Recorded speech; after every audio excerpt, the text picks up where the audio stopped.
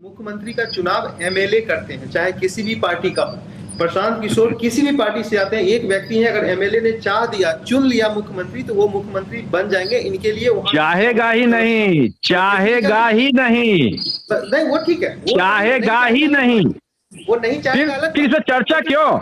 जब ऐसा हो नहीं सकता तो मैं इस पे चर्चा क्यों करूं?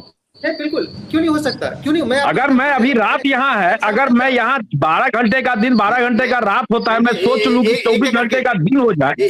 एक एक करके मैं आपको एक दो एग्जांपल भी दे रहा हूं। अगर एमएलए, बिहार के एमएलए, सिटिंग एमएलए, अगर सारे लोग, अगर मोर देन 50% मेजोरिटी से एक भी बंदा ज्यादा प्रशांत किशोर को वोट कर दे, पार्टी से ऊपर उठ के प्रशांत किशोर चीफ मिनिस्टर बन सकते हैं। टेक्निकली सही है, कॉन्स्टिट्यूशनली सही है, कहीं से कोई दिक्कत नहीं है।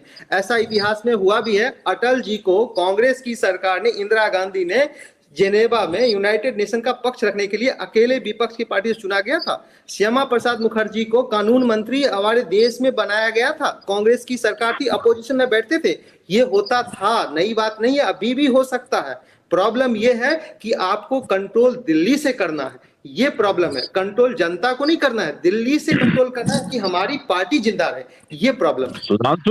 सुधांशु जी, ये नियम है, ऐसा नहीं होगा। आप मधुकोड़ा जी को देख लीजिए, इतिहास 10 साल पहले झारखंड में निर्दलीय मुख्यमंत्री बने थे। नीतीश कुमार विधानसभा कभी नहीं लड़े थे, मैं मानता हूं, लेकिन क्यों करेगा? इस पर मैं डिस्कस क्यों करूं कि प्रशांत ही आवे मैं क्यों डिस्कस करूं? ये चुनना है 243 को, हमको नहीं चुनना है।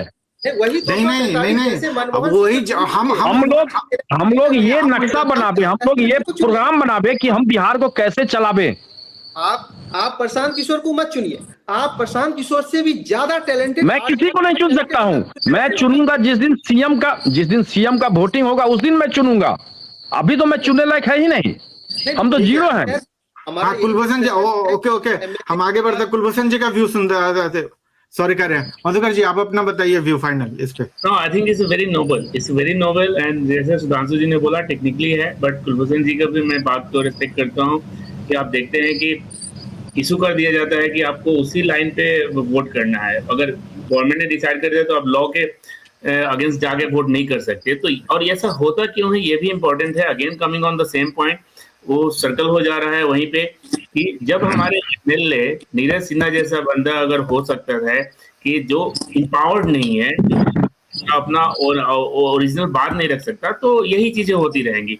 तो घूम के सर्कल वहीं पे आ रहा है कि एमएलए जो हैं वो सही होंगे तो वो इम्पावर्ड होंगे ताकि सही डिसीजन ले सके, और जब तक वो नहीं होगा तब तक चीजें मेजर में आपको बदलते हुए नहीं दिखेगा।